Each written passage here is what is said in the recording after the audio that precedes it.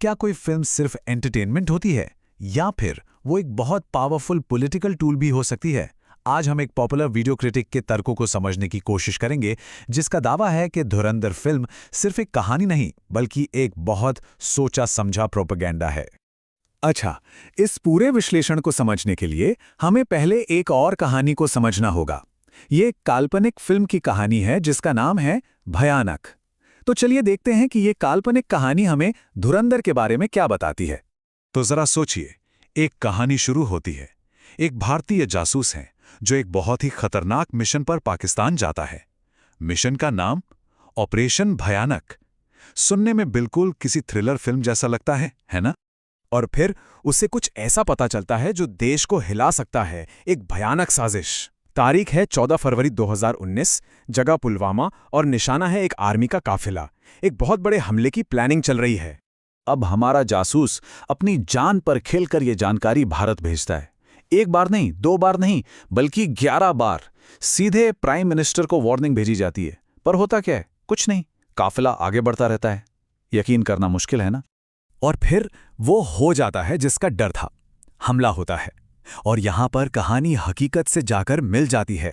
जब फिल्म में पुलवामा हमले के असली दिल दहला देने वाले फुटेज इस्तेमाल किए जाते हैं। ये एक बहुत ही पावरफुल मोमेंट है। और जब लगता है कि इससे बुरा और क्या हो सकता है, तभी कहानी का सबसे बड़ा, सबसे शॉकिंग ट्विस्ट सामने आता है। जासूस के हाथ एक ऑडियो रिकॉर्डिंग लगती है और उस रिकॉर्डिंग में प्राइम मिनिस्टर खुद आईएसआई के साथ मिलकर चुनावी फायदे के लिए इस हमले की साजिश रच रहे होते हैं। अब तक दर्शक हैरान हैं, सदमे में हैं, गुस्से में हैं, और ठीक उसी वक्त कहानीकार अचानक सब कुछ रोक देता है। वो स्क्रीन पर आकर पूछता है, कैसी लगी मेरी काल्पनिक फिल्म दोस्तों? और सबको एक झटके में एहसास होता है कि ये सब सच नहीं था। तो सवाल ये उठता है कि आखिर ये सब क्यों? मतलब इतनी डिटेल्ड, इतनी इमोशनल कहानी बनाई और फिर अचानक कह दिया कि ये तो सब झूठ था। इसका मकसद क्या है? और यहीं से ये सारी बातें धुरंधर फिल्म से जुड़ना शुरू होती हैं। वो जो काल्पनिक कहानी थी, वो सिर्फ एक कहानी नहीं थी, वो एक उदाहरण था, एक मिसाल। मतलब भयानक की कहानी ये दिखाने के लिए बनाई गई थी कि कैसे कोई फिल्म सच और झूठ को मिलाकर एक बहुत ही असरदार पॉलिटिकल नैरेटिव बना सकती है। ये बिल्कुल एक रेसिपी की तरह है। थोड़ा सच लो, थोड़ी कल्पना मिलाओ और एक पावरफुल मैसेज तैयार। और सोर्स का मेन पॉइंट यही है कि धुरंधर फिल्म बिल्कुल यही फॉर्मूला, यही रेसिपी इस्तेमाल करती है।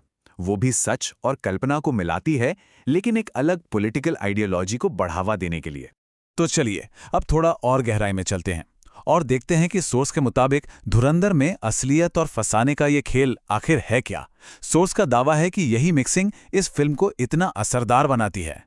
तो फिल्म कैसे भरोसा दिलाती है कि जो दिखाया जा रहा है वो सच है? देखिए, वो दावा करती है कि ये अविश्वसनीय सच्ची घटनाओं पर आधारित है। वो 26/11 के असली न्यूज़ फुटेज इस्तेमाल करती है, आतंकवादियों की असली ऑडियो रिकॉर्डिंग सुनाती है, और तो और असली गैंगस्टर और पुलिस वालों के नाम पर किरदार बनाती है। ये सब इसलिए ताकि सच और कहानी के बीच की लकीर धुंधली हो जाए। इसे एक उदाहरण से समझते हैं। एक असली गैंगस्टर था, रहमान डकैत। हकीकत क्या है? वो 9 अगस्त को पुलिस एनकाउंटर में मारा गया, जिसका नेतृत्व चौधरी असलम कर रहे थे। अब फिल्म क्या दिखाती है? फिल्म में एक काल्पनिक भारतीय सीक्रेट एजेंट सीन में आता है। वो उसे मरने से पहले अस्पताल ले जाता है और इस पूरी घटना को एक इंडियन इंटेलिजेंस ऑपरेशन की तरह पेश किया जाता है। देखा आपने? एक असली घटना ली और उसे एक काल्पनिक नैरेटिव में फिट कर दिया। लेकिन सोर्स का कहना है कि बात सिर्फ सच को तोड़ने मरोड़ने की नहीं है। फिल्म इससे भी ज्यादा बारीक और शायद ज्यादा चालाक तकनीकों का इस्तेमाल करती है।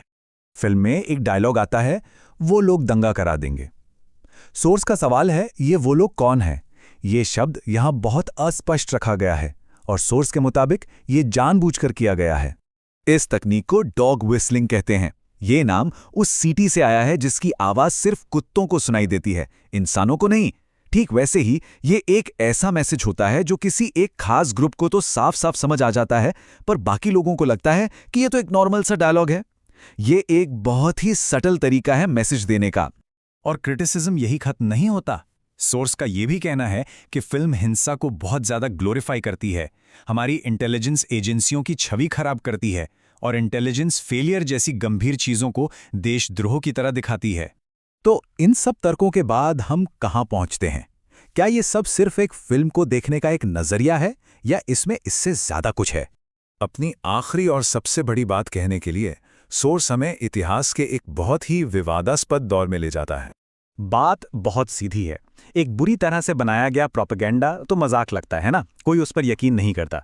लेकिन एक अच्छी तरह से बनाई गई फिल्म, एक अच्छी कहानी जब वो प्रोपेगेंडा करती है तो वो बहुत खतरनाक हो जाती है, क्योंकि वो असर करती है। और सोर्स का तर्क है कि धुरंधर एक अच्छी फिल्म है और यही बात उसे ज्यादा खतरनाक बनाती है। तो आखिर में सोर्स ये कहता है कि बात सिर्फ फिल्म की नहीं है, बात फिल्ममेकर की जिम्मेदारी की है। क्या एक कलाकार होने का मतलब ये है कि वो जो मैसेज दे रहा है उसकी कोई जिम्मेदारी नहीं है? सोर्स के मुताबिक ऐसा नहीं है। और ये एक ऐसा सवाल है जो हम सबके लिए है। आज के दौर में जब सच और कल्पना के बीच की लकीर इतनी धुंधली हो गई है, तो एक कहानी कहने वाले की, एक स्टोरी टेलर की असली जिम्मेदारी क्या होनी चाहिए, इस पर सोचने की जरूरत है।